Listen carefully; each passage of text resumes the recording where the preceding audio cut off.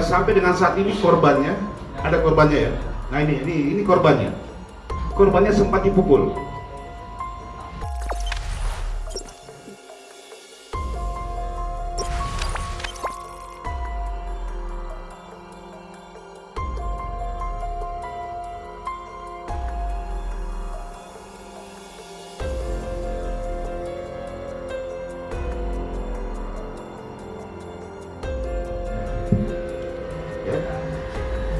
Sampai dengan saat ini korbannya, ada korbannya ya.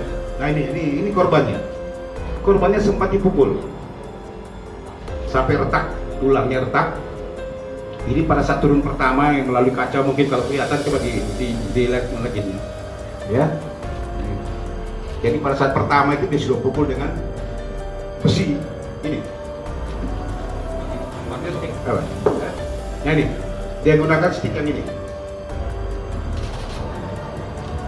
Bahkan kedua kali dia pukul lagi kaca ini ya, pecah ya, pecah.